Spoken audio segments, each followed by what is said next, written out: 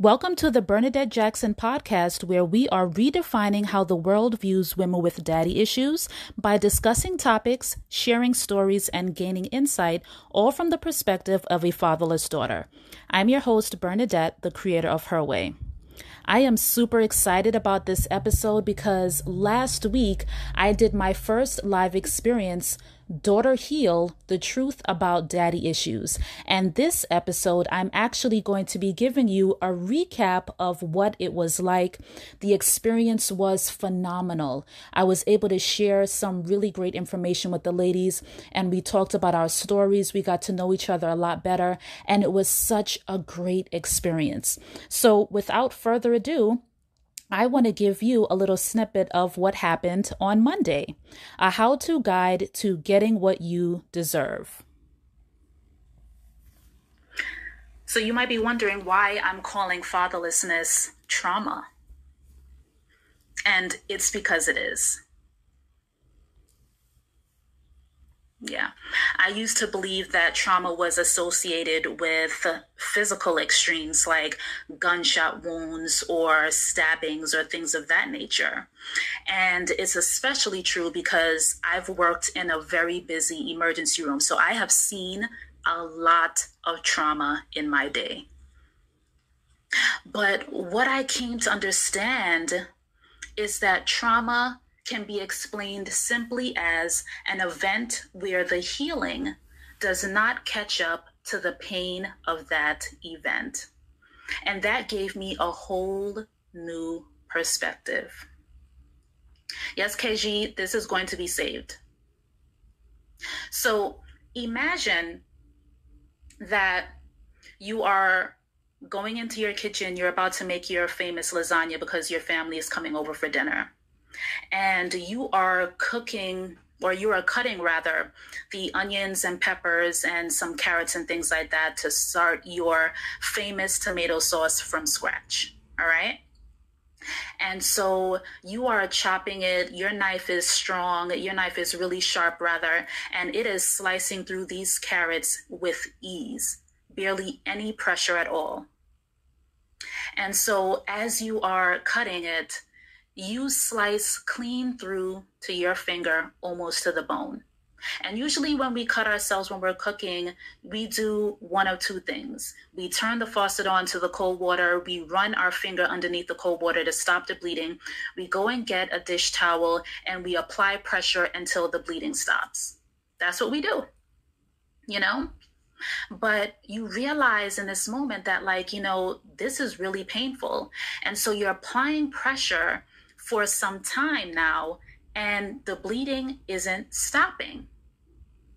And now you're sitting up here trying to figure out, do I soldier through and just try to get through this lasagna because my family is coming? Or am I going to go to the emergency room and figure out what's really happening with my finger? You apply the pressure for a few more minutes and this bleeding just will not stop. And so you pack it up and you decide, you know what, I need to go to the emergency room. And then the ER doctor says, it's a good thing that you came in when you did, because this cut is a lot deeper than it looks. It's a lot deeper than it looks.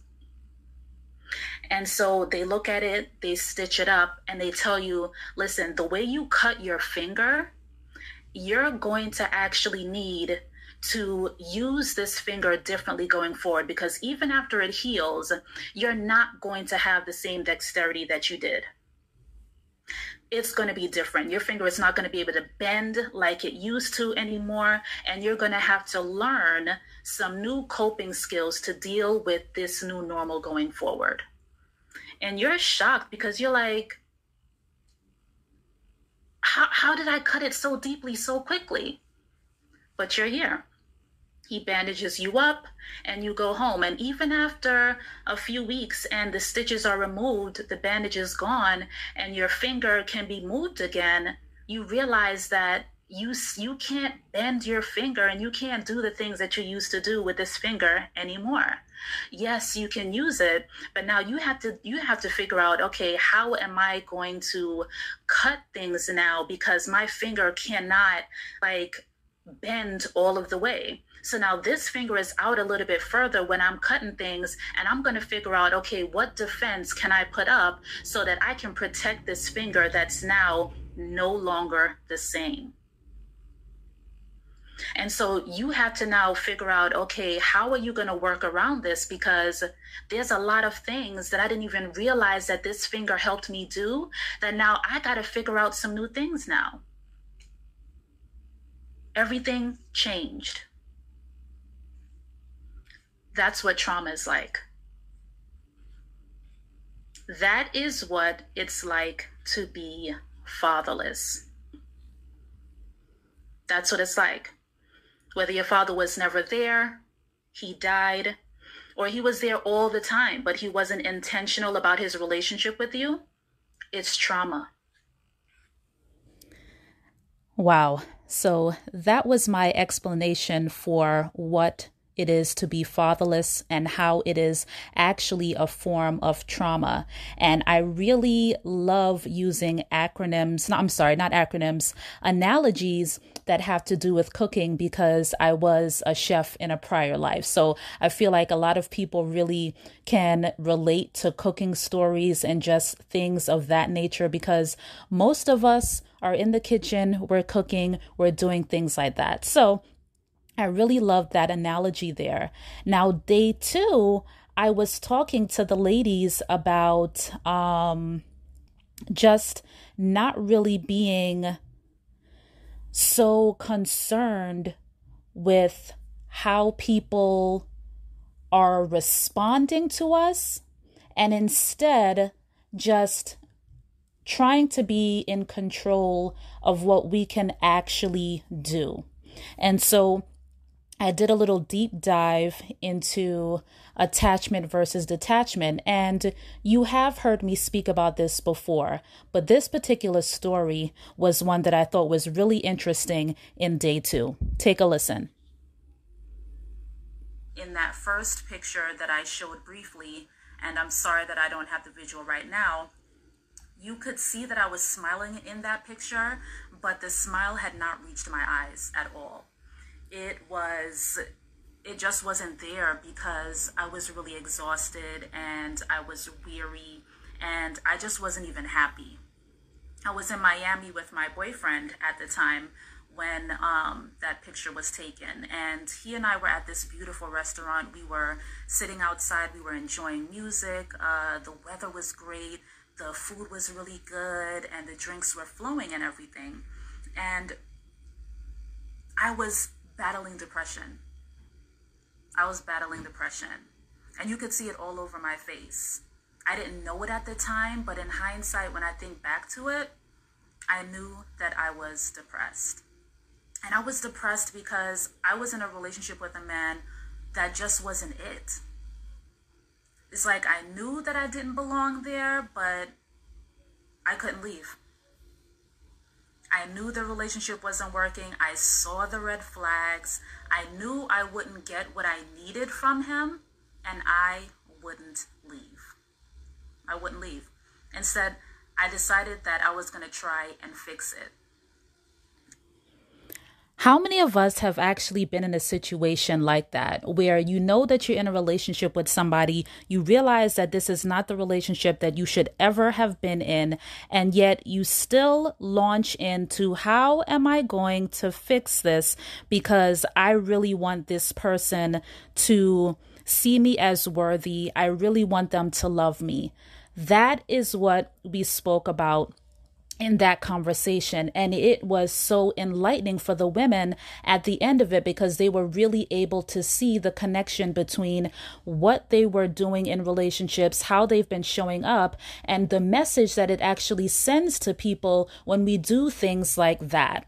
So day 3, we talked about how to eliminate the fear of rejection. And this is where we actually kind of gotten into like a deeper conversation about attachment versus detachment and what does that mean for us. Here goes. Let me just stop here because I am not so evolved in my thinking that if my man decides to shave off his beard with or without a heads up, that I'm not going to be mourning the loss of that beard. Like I'm not above that. Okay, because like baby, like I need that beard. Like I'm not trying to look at a baby face when I met you and you were just like full wolf mode. Nah, I'm not here for that. But you get what I'm saying, okay? Like you understand my point. Attachment theory teaches you that the things that you do deserve a very specific response. And so when you don't get them, things are out of alignment and something must be wrong. Yeah. Now, I feel like everybody can relate to me with that. I think that a beard is something that just makes a man so handsome, and it kind of just like really completes his face, especially when you met him like that. So that analogy was one where I was just talking to people about what it's like to be attached.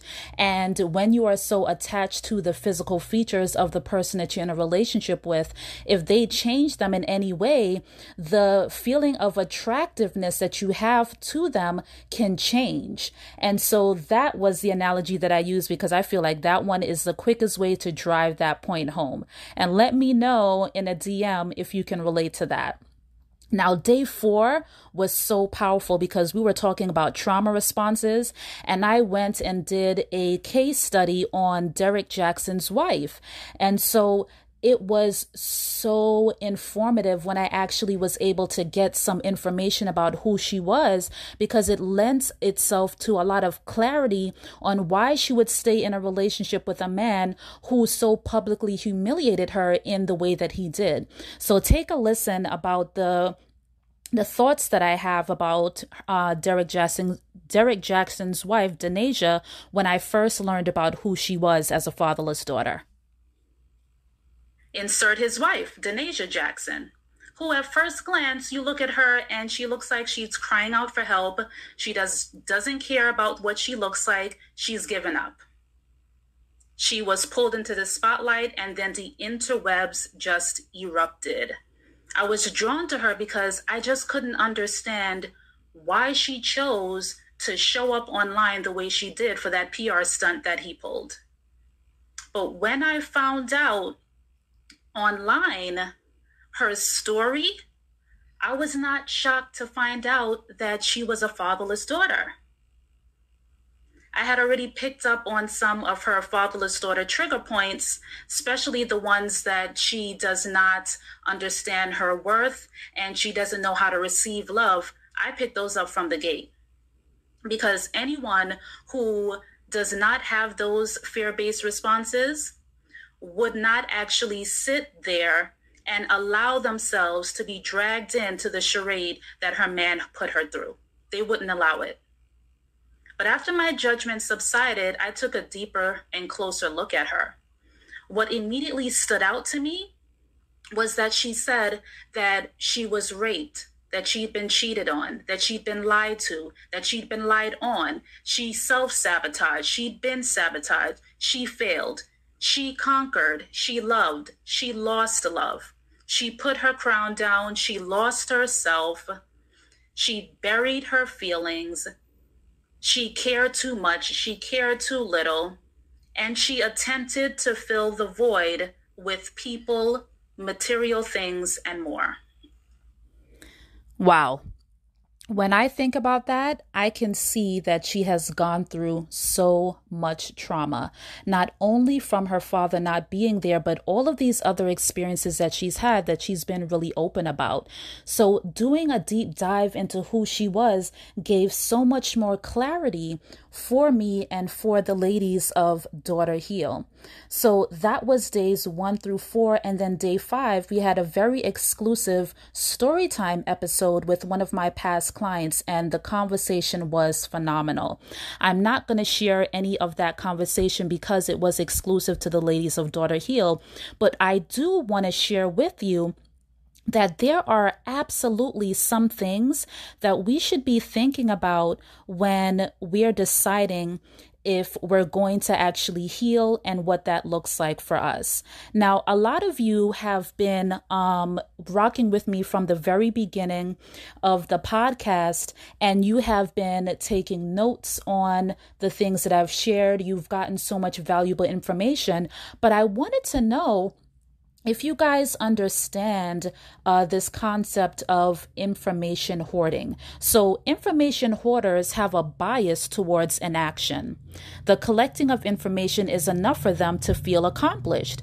They believe that sitting down and doing the research or taking the class or watching the video is the accomplishment, but without action on what they've just consumed, it is just for their entertainment. Radical implementation is the key to the change that you are expecting that information to lead to. So taking copious notes is not enough if you're not going to apply the things that you learned to the area of your life that it was meant to improve. People who have a bias toward action understand that radical implementation is needed in order to experience the transformation that they want. I realize that everyone is not about that life. And so for anyone who is just interested in gathering information and taking notes, this podcast is absolutely going to be a great start for you to start to understand who you are and how your father's story has affected your relationships. I give a lot of great information here, and a lot of people who listen to the podcast aren't even fatherless daughters. So I know that the information can absolutely be universal. But for the fatherless daughters who are interested in having a much deeper understanding about how their personal relationships have been affected by their father's story, I want to introduce my program, Her Way Relationship Intensive. It is where you and I are going to be taking a deep dive for 8 straight weeks, where we're going to be looking at your story. We're going to see exactly how it's been connecting to the types of relationships that you have, how you show up in those relationships, the triggers that you have around that relationship, and how you respond to those triggers. And we'll be working on making sure that we can craft some transparent truth statements for you so that you can begin to confidently and articulately let people know what your needs and desires are, how they can support you when you're needing to be supportive, how they can create a safe space for you. And ultimately, it's going to make you feel comfortable with showing up authentically in your relationships. It will help you to attract and maintain the amazing relationships that I've been saying that you deserve, because I know that it's something that you yearn for.